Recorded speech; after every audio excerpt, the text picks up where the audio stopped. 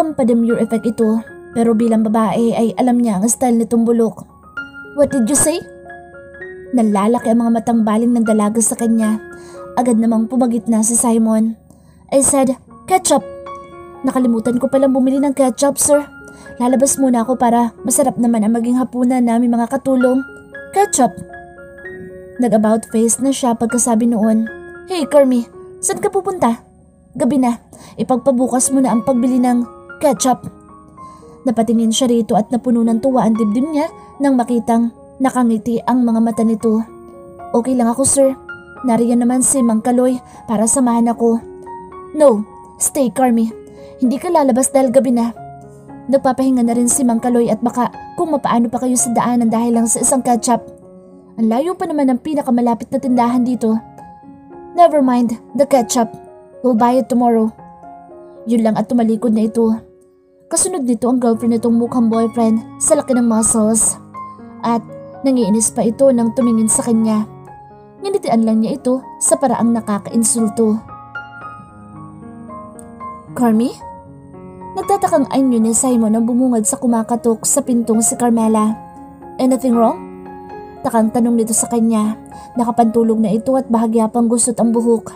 Ilang saglit na ay hindi pa rin niya nagagawang sumagot sa tanong nito kung anong ginagawa niya roon. Hindi kasi siya makatulog at manipis na ang sahig nang silid niya sa kapaparuot pa rito niya. Kaya naglakas loob na siyang pumanhik. Baka kung patatagalin pa niya ay mahuli lang siyang lalo. Mahuli saan, Carmela? Sita naman ang atribidang bahagi ng utak niya. Kasi sir, si Nanay Aning po. Pautal-utal niyang sabi. Ano, si Manang Aning? May nangyari ba? Ang inis na nasa anyo na lalaki ay napalitan ng pag-aalala.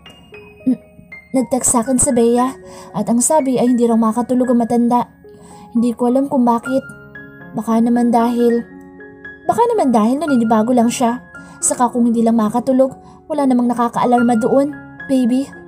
Saad naman ni Almira.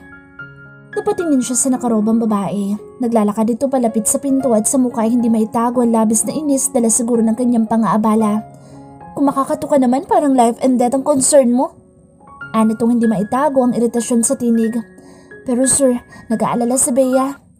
Sagot niya na hindi pinansin ang komento ng pakialamerang girlfriend ni Simon. Kanina daw ay masakit ang tiyan ni Nana. Baka may nakain na kung ano. Tulungan po natin. Aniya. Oh, yeah, that's good idea. Babe, let her help Manang. Tell your driver to go with her.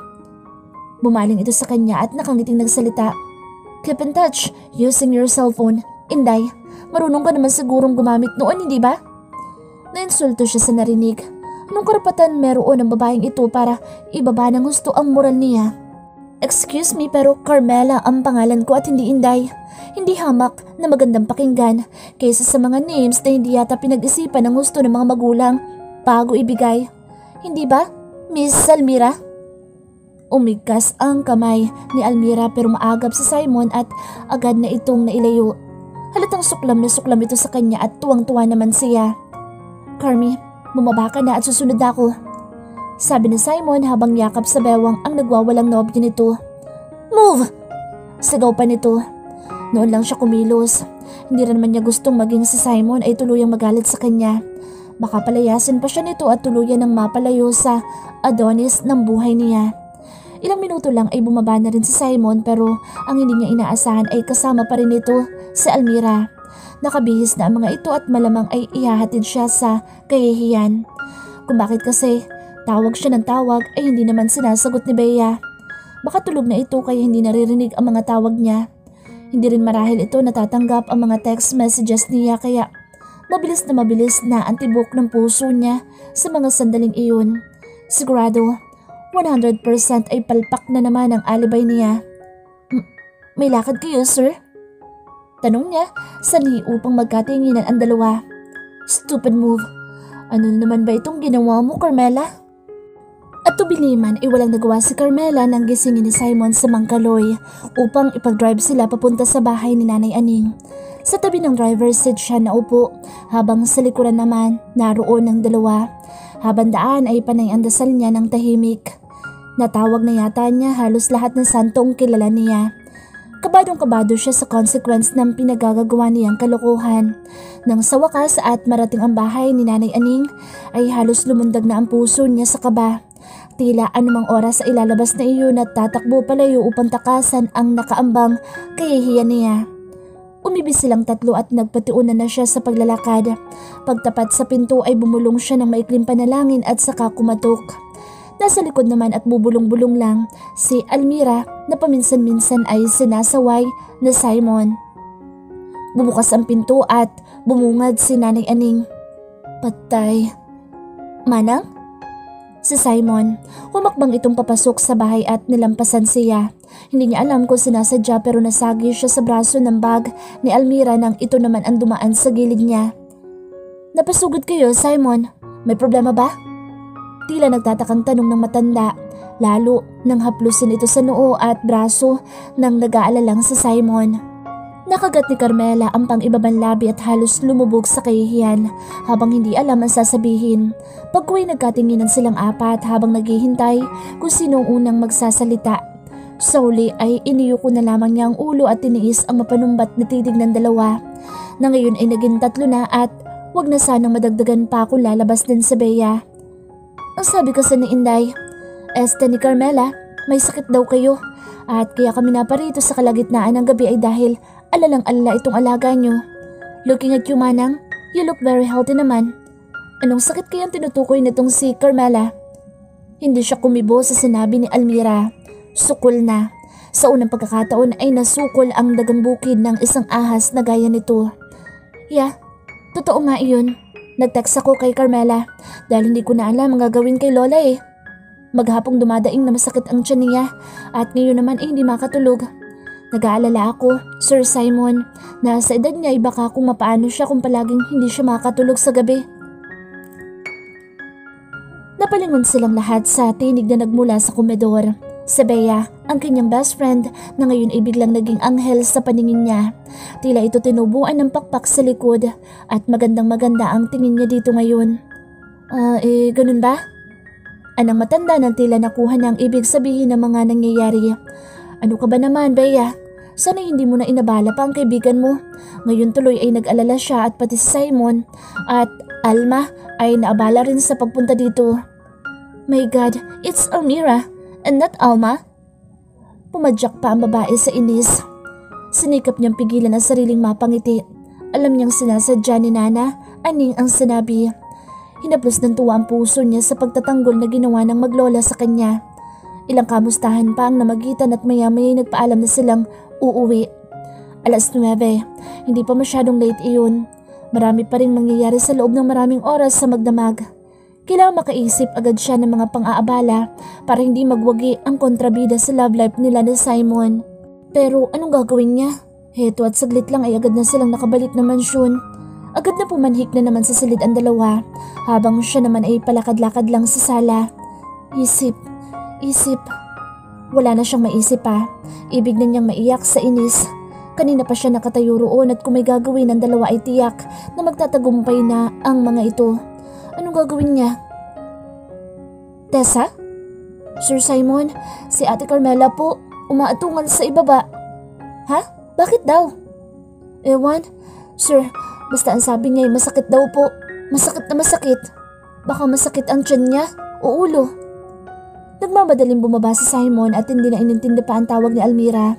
Sa sala ay inabutan niyang nakasadlak sa sofa set si Carmela at gaya ng sinabi ni Tessa ay umiiyak nga ito. Hawak nito ang tiyan at hindi maipinta ang anyo. Yumuko siya at saka ito pinangko upang ilipad sa ibabaw ng sofa. Carmi, what's happening to you? Carmi! Tinapik niya ang pisngin nito. Nagdilat naman ito ng mga mata. Masakit. Napakasakit. Ouch! Hawak pa rin ng dalaga ang tiyan nito at hindi niya malaman kung anong hahaplusin upang mabawasan ang sakit na idinadaing nito. I can't take this anymore.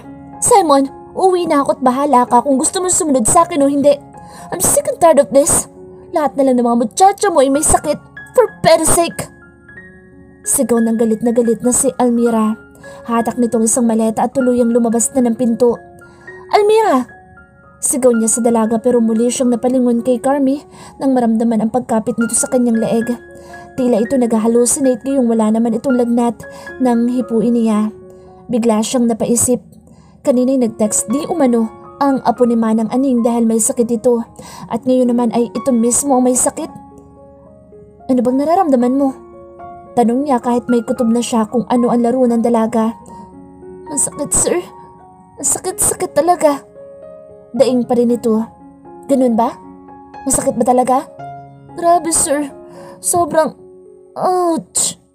Okay, then come, I'll bring you upstairs. Hindi na niya hinintay ang sasagot ng dalaga at agad na niya itong kinilik. Nagtataka ang anyo ni Tessa kaya binalingan niya ito habang nasa mga braso niya ang malambot na katawan ni Carmela. Tessa, isarado mo lahat ng mga pinto at matulog ka na.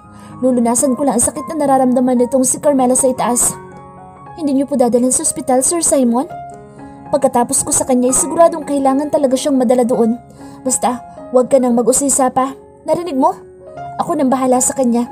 Sige, matulog ka na. Natulala si Tessa pero hindi niya iyon alintana.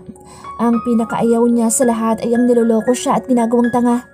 Walang sino man ang maaaring gumawa noon sa kanya kaya labis ang galit na pumupuno sa dibdib niya ngayon para sa dalagang nasa bisig niya. Isinarado niya ang pinto gamit ang paa at nang matiyak na nakapinid na iyon ay sa kanya idiniretso ang dalaga sa kama. Umahon ang likod nito. Paglapat roon pero hindi niya ito hinayaang makatayo.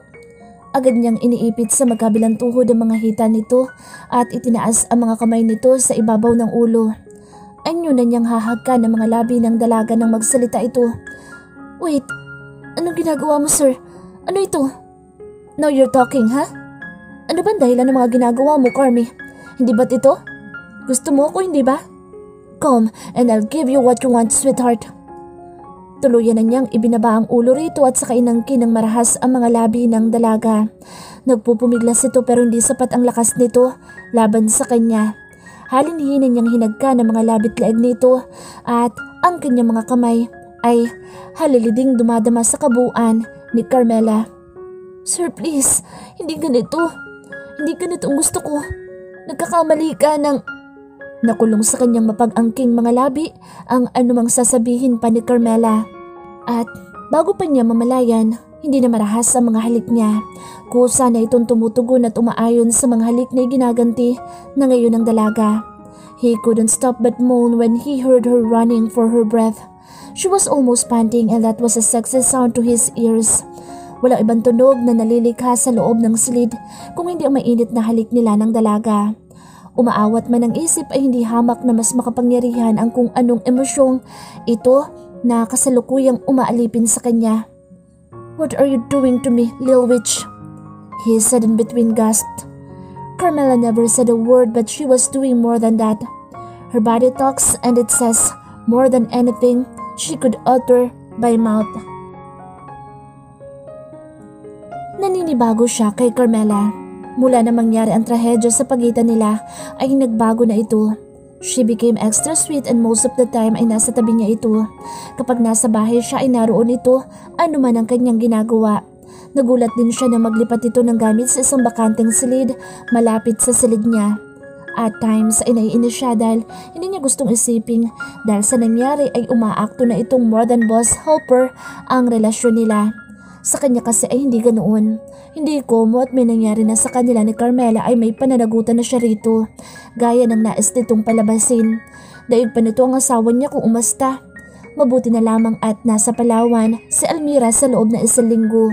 Kung hindi ay hindi niya alam kung paanong paliliwanagan ito kung sakaling magpunta sa kanila ang dalaga.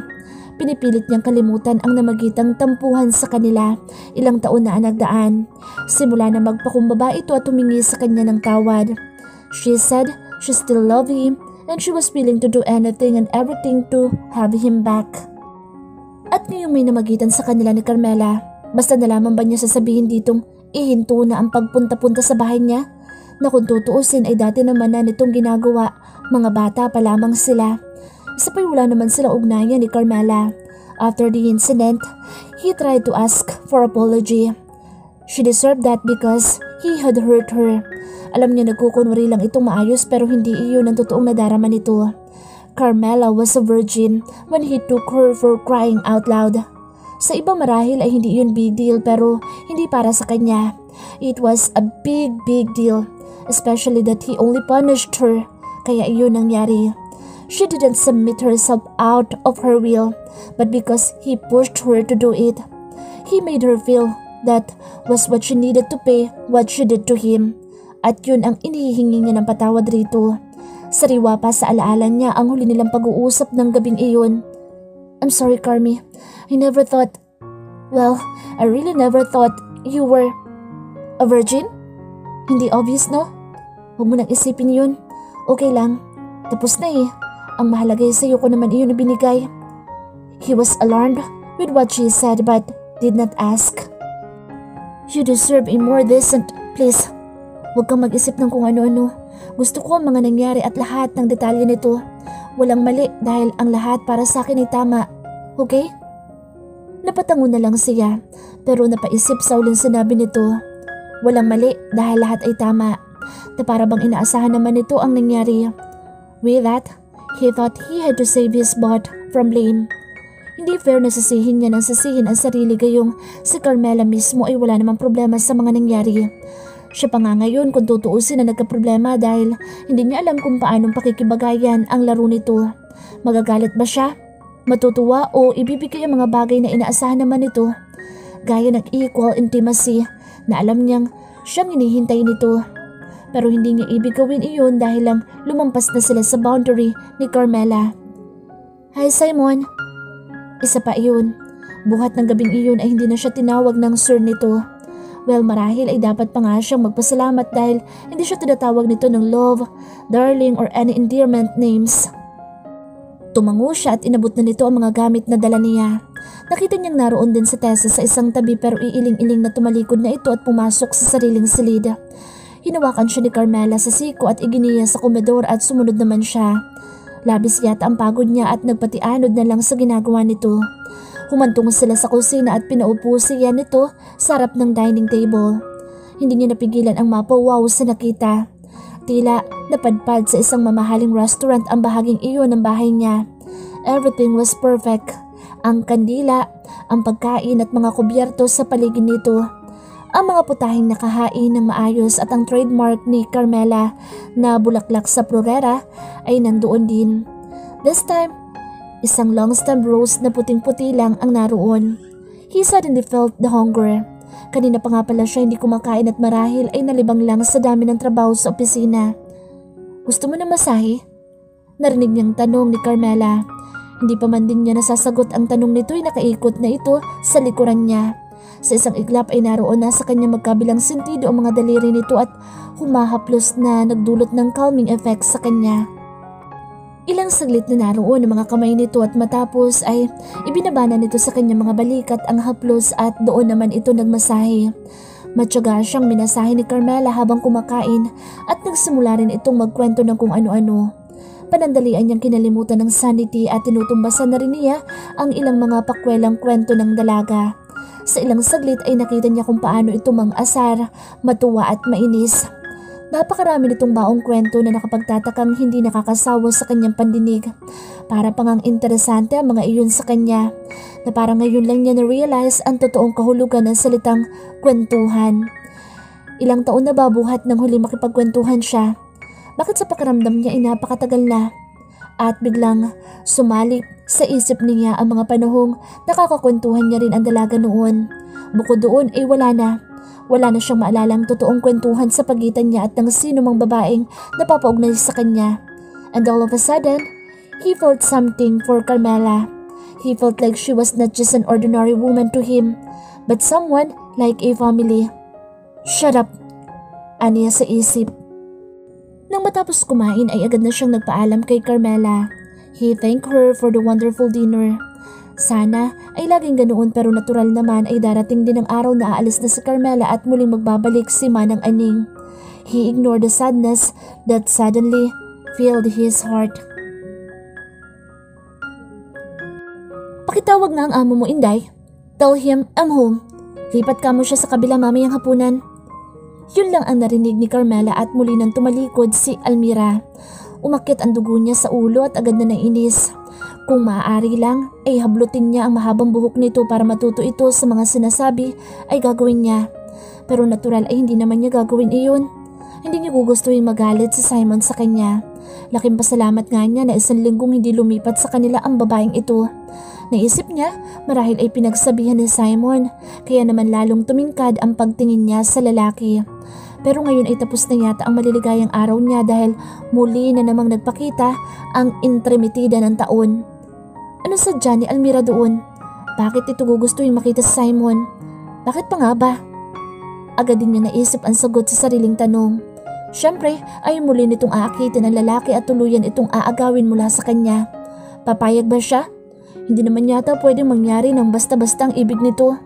Kailangan muna nitong dumaan sa butas ng karayom bago nito mabawi sa kanya ang kanyang si Simon. Ang siste, hindi niya sinabi sa binata ang pinasasabi ni Almira. Dumaan ang hapunan at hindi niya binanggit dito ang tungkol sa babae. Alam niyang hindi rin ito makokontak ng huli dahil on charging ang nakapatay na cellphone ni Simon. Iniangat naman niyang lahat ang mga telepono mula sa kinalalagyan ng mga ito kaya walang paraang matawagan ito ni Almira. Nang tumuntong ang 10:00 ay nakala niyang tapos na ang operasyon niya. Pero heto at nag-uumigting sa galit ang nagtutungayaw na si Almira. Kasing ingay ng bibig nito ang tunog ng stiletto nito sa marmuladong sahig. Nasaan si Simon? Mataas ang boses na tanong nito. Nagkibit siya ng balikat kaya tila lalong umusok ang bunbunan nito sa inis. Inilang hakbang nito ang daan palapit sa kanya at saka siya nito bahagyang itinulak. Nanginis ka bang talaga? Bakit mo itinatago si Simon sa akin ha? Sinasabi ko na nga ba't may gusto ka sa kanya eh. Antipati ka? Antipati ka? Ako pa ngayon ang antipati ka? Sino ba dito ang nanggugulo sa gitna ng gabi at nangaaway? Aba, at sumasagot ka pang maldita ka?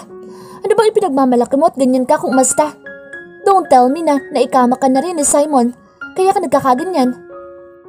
Muntik na siyang masamid sa narinig. Bakit alam nito iyon? Bakit? Ikaw, naikama ka na ba niya, kaya ganyan ka kung umasta? Ganting tanong niya. Nanlaki ang mga mata nito, pero hindi nagawang magsalita dahil bigla ay nandoon na sa likod nito ang umaawat na si Simon. Hawak nito sa magkabilang balikat si Almira at may kung anong sakit na sumigid sa mga buto niya sa eksa ng iyon. Bakit tila napaka-protective naman nito pagdating sa dalaga? Sila na ba ulit talaga? Cormy, I can't believe my ears that you'd be able to say those words. So very unlikely of you. May pait sa tinig ni Simon at lalo siyang nasaktan na sa pakiramdam niya ay si Almira pa ang pinanigan nito. Bakit ganito magsalita ang helper mo, Simon? Pinabastos niya ako. Hindi ko ito matatanggap. Animoy maiiyak pang pagsusumbong ni Almira sa binata. Mag-uusap tayo mamaya, Carmi. Come on, Almira. Ready ka na ba? Actually, kanina pa. Asik nito sabay irap sa kanya. Wala siyang nagawa kung hindi sundan ng tingin ang dalawa habang pumapanhik sa silid ni Simon. Ano kayang ready ang pinag-uusapan nito? Bumigat na ang loob niya at tuluyan ang hindi nakatulog sa narinig. Bakit ba? Nagkakalampagan ng mga pinggan sa mesa, maging ang lahat ng bagay na hawakan niya, kaya iyon marahil ang tinatanong ni Simon.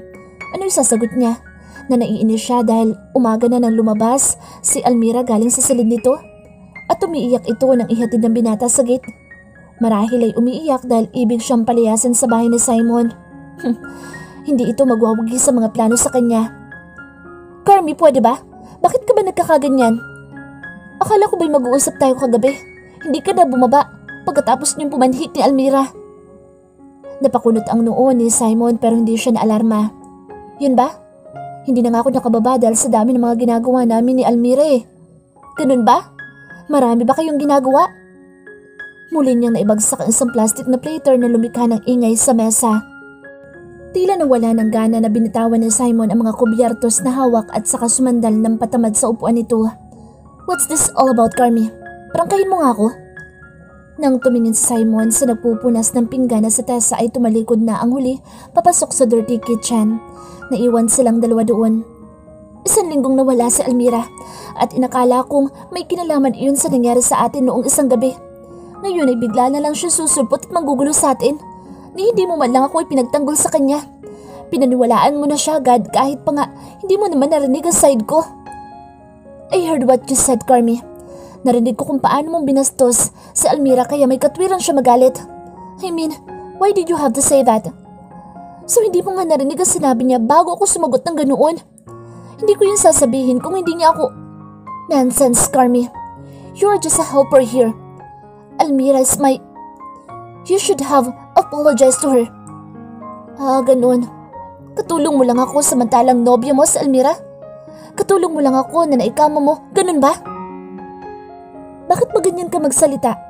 Kahit kay Almira ay yan din ang sinabi mo. Alam kong malaking bagay sa'yo nangyari at tinatanaw ko naman iyon, Carmi. Tinatanaw? Gagad niya rito. Ano yun? Utang na loob mo yun sa akin, ganun ba? Naihilamos ng lalaki ang palad sa mukha nito. Tila napapagod na tumingin sa kanya. Pagkway itinaas ang dalawang kamay na tila tanda ng pagsuko. What I mean is that I do not forget what happened between us, okay? Pero hindi mo yun dapat isumbat sa akin sa paraang tila pinilit kita. Okay, I admit. Noong unay nagawa ko nga yun para parusahan ka. But I've given you enough time to back out. Na hindi mo ginawa. Kaya wag mo isumbat sa akin ang lahat ng sisi. So nang ibig mong tukuyin? That we both like what happened. Sagot nito na hindi man halos makatingin sa kanya. Pumalakpak siya habang nakangiti ng mapait dito. Very well said, Sir Simon. Very well said. Nag-init ang paligid ng kanyang mga mata at hindi niya naiwasan ang pangiliran ng luha. Masakit tanggapin na ganoon lang pala ang pakahulugan ni Simon sa lahat. Akala pa naman niya ay may bahagyang siwang na pag-asa itong ibinibigay sa kanya. Lakas loob pa naman niyang tinawid ang distansya nilang dalawa. Yun naman pala ay, Carmi, please, don't be sarcastic about it, okay? I am just stating the facts and tama ka. Wala naman ako sinasabi. Kala ko lang kasi. Alam kong inakala mong may relasyon na tayo dahil sa nangyari. Di ba? Alam ko naman yun. Women do take sex as initial commitment for a relationship. But you have to understand that it's not the same for men. In general, I don't commit myself into a relationship just because I already bad a girl. I don't just submit myself to anyone that easy. Women literally come and go. Hey, don't be mad, okay? I don't want to sound so mean but I'm just trying to be honest here. Sa hinabahaba ng sinabi ni Simon ay wala agad siyang nasabi kahit gaputok. Tila ilang sandaling namanhid ang puso niya sa narinig. Maging ang isip niya ay nakiisa na rin sa sakit na nararamdaman niya dahil may kung ilang sandaling naparalisa na rin maging ang bahaging iyon ng kanyang katawan. Basag na ang boses niya nang muling magsalita. Yung nangyari ba sa atin? Baliwala lang ba yun sa'yo? Ibig mo sabihin, wala talagang namamagitan sa atin dalawa kahit na gano'n na tayo? Mahirap pero sinisikip niyang pigilan ang kanyang emosyon. Lalo pa ngayong alam niya ang lugar niya sa buhay ni Simon. Pagkalito, iritasyon na tila pagkaaliw lang ang nababasa niyang emosyon sa anyo nito. Pagmamahal? Not even a trace. Bakit hindi ka makasagot? Baliwala ba talaga sa'yo nangyari sa atin? Naiiyak na tanong ni Carmela kay Simon. Ibig ni Simon yakapin ito at sabihing mahalaga ito sa kanya na hindi mangyayari ang mga naganap sa pagitan nila kung hindi siya espesyal dito pero tulad ng dati, hindi niya kaya. I'm sorry. Halos bulong lang na sagot na Simon. Nagkatunog ang iyak ni Carmela. Kung kanina ay nangingilid lang ang luha sa mga mata nito, ngayon ay naglaglaga na iyon sa pisngi ng dalaga. Oh, come on, sweetheart. Please, don't be like that. Akma niya itong hahawakan sa balikat nang bigla nitong itaas ang isang kamay. Wait. Yan ba sweetheart mo ba? Itinatawag mo rin ba yan sa iba?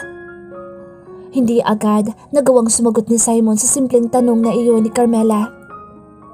Lagi mo akong tinatawag ng ganyan kapag walang ibang nakakarinig.